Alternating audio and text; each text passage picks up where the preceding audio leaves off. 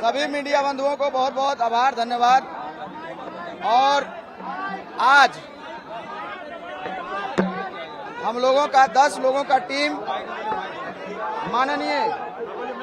माननीय मंत्रियों के समक्ष डेलीगेशन के लिए गई हुई थी।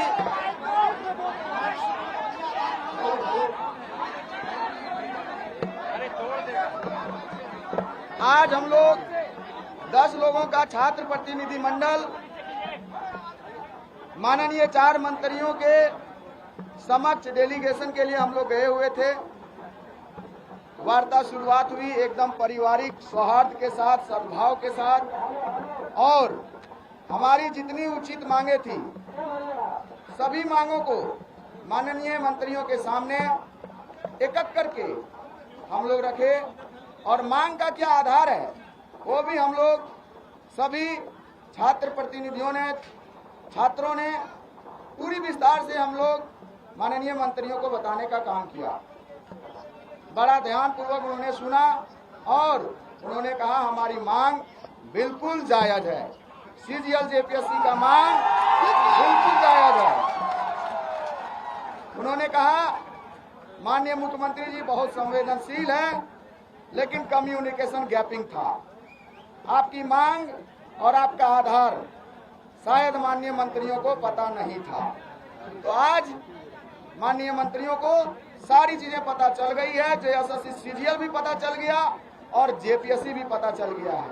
उन्होंने आश्वासन दिया कि पूरी संवेदनशीलता के साथ माननीय मुख्यमंत्री के सामने आपकी बातों को, आपकी मांगों को रखी जाएगी, और विश्वास दिलाया कि आपकी मांग जायज है और ये ऐसा मांग है जो आने वाला समय में हमारे पीढ़ियों को, हमारे भविष्य में आने वाले पीढ़ियों के लिए भी ये मांग यदि पूरा होती है तो उनके लिए भी आने वाला बेहतर भविष्य में निर्णायक मोड़ साबित होगा। तो अनशन जारी रहेगा। हाँ, तो अभी केवल मांग सुनी गई है और पूरे तरीके से मांग को पूरा करने का उन्होंने भरोसा दिलाया है। आप सभी को बताना चाहेंगे जब तक हमारी संपूर्ण मांगे सीजीएल रद्द, जेपीएससी रद्द, सीबीआई जांच जब तक कंप्लीट नहीं हो जाती है तब तक हम लोगों का धरना प्रदर्शन जारी रहेगा।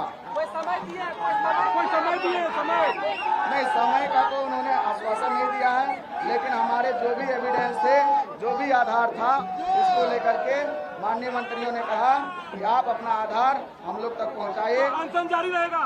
अनशन जब तक हमारी सारी मांगे सीजीएल रद्द, जेपीएससी रद्द जब तक नहीं हो जाता और जितना भी रिफॉर्म है सब पूरा नहीं हो जाता तब तक हम लोगों का 10 तारीख है। कोई हमने माननीय मंत्री के सामने रखा ये बात कि 10 तारीख से पहले हम चाहते हैं माननीय मुख्यमंत्री के नेतृत्व में हमारी सारी मांगे पूर्ण हो। ये मैंने माननीय मंत्री जी को कहा। उन्होंने कहा कि आज से ही आपको कार्रवाई दिखेगा। 10 तारीख को घेराव है। 10 तारीख का प्रोग्राम जो है बिल्कुल होगा, क्योंकि यदि हमारी मांग यदि नहीं मानी जाती है तो हम लोगों का जो कार्यक्रम आगामी कार्यक्रम जो है पूरा जोरदार शानदार तरीके से उसको सफल बनाया जाएगा। सर, अपोजिशन के लोग बार बार जो है जिस तरीके से हंगामा कर रहे हैं, बातचीत नहीं कर रहे हैं, चंदा चोरी की बात कर रहे हैं और भी छात्रों को लेकर देखिए, समस्या तो रहती है हर देश में, हर आदमी के साथ, हर संगठन के साथ, लेकिन जहाँ तक पार्लियामेंट का सवाल है, पार्लियामेंट में कोई भी बात डिस्कशन करना चाहिए। और सिर्फ एक रट लगाते हैं कि साहब गलत हो रहा है, फलना नहीं आ रहा है। तो कहने का मतलब जानबूझ करके, चूँकि उन लोगों के पास कोई इशू नहीं था, ये झूठ मूठ का एक इशू पकड़ा गया। तो मोहन भागवत जी जो कहा या प्रधानमंत्री जी ने एक्शन लिया, इसके बाद कोई इशू है, इसलिए वो लोग बेगूसी हो करके मैंने जनतांत्रिक तरीके से आज पार्लियामेंट को अवरोध कर रहे हैं। झारखंड में लगातार प्रोटेस्ट कर रहे हैं बच्चे सर, लेकिन सरकार वहाँ की जो है नतीजे पे नहीं पहुँच रही है। यही सरकार अब सुनिए, सरकार वहाँ सरकार किसकी है? जो कांग्रेस वाले लोग यहाँ ये करते हैं वहाँ पार्टनर हैं, तो फिर वहाँ क्यों नहीं कर रहे हैं वैसा? वहाँ भी तो कम से कम सोल्यूशन देना चाहिए था। कहने का मतलब यही है कि आज मोहन भागवत जी जो बोले हैं कि भाई बच्चे हमारे हैं, इनकी मांगें जायज़ है, इस पर विचार करना चाहिए। और सही बात है, नरेंद्र मोदी जी इस पर विचार किए जिस तरह की बातें उन्होंने की, सारी मांगों को एक तरह से पूरा कर दिए।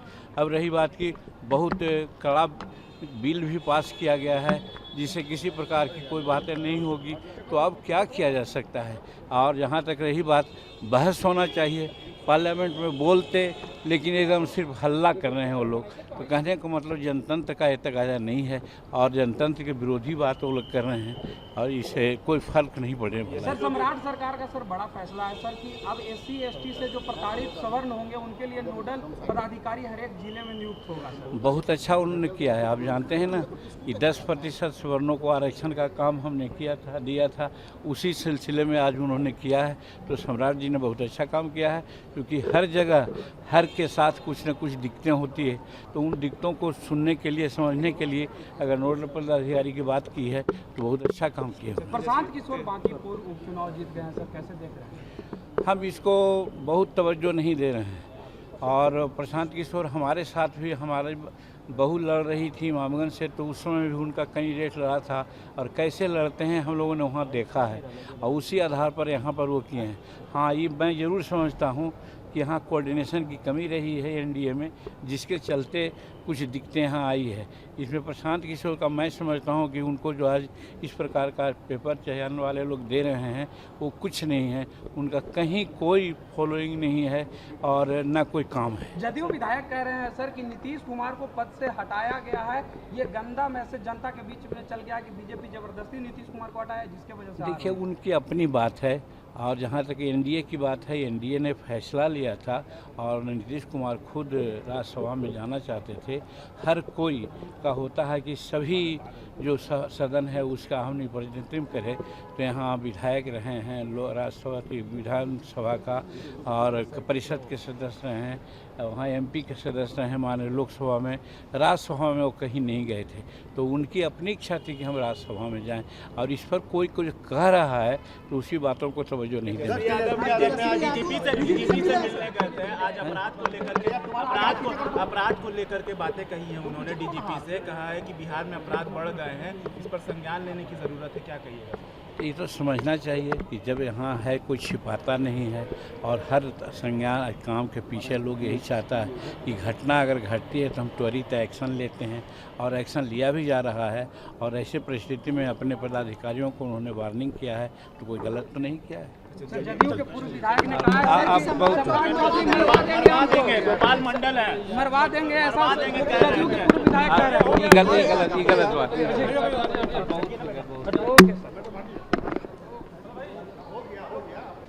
लेकिन सर 13 दिन से छात्र आंदोलन में है सर, 13 दिन सर आंदोलन कर रहे हैं छात्र लगातार 13 दिन हो गया सर। ये कांग्रेस वालों को न चाहिए, कांग्रेस वहाँ सत्ता में है, इस्तीफा नहीं दिया सर शिक्षा मंत्री। बीजेपी के तो ये सोचना चाहिए कि हाँ, उन्होंने कहा तब प्रधान जी ने शिक्षा दे दी, शिक्षा मंत्री इस्तीफा दे दिए, तो वहाँ उनको देना चाहिए था, नहीं दे रहे हैं। तो यही तो समझना चाहिए विद्यार्थी लोगों को कि इनका कोई इशू है, वो इशू को जो है NDA के लोग समझते हैं और अकॉर्डिंगली काम करते हैं। NDA के अलावे जो लोग हैं वो काम नहीं करते हैं, तो इसका तो दोष उन लोगों का है, उसको हम लोग क्या कहें।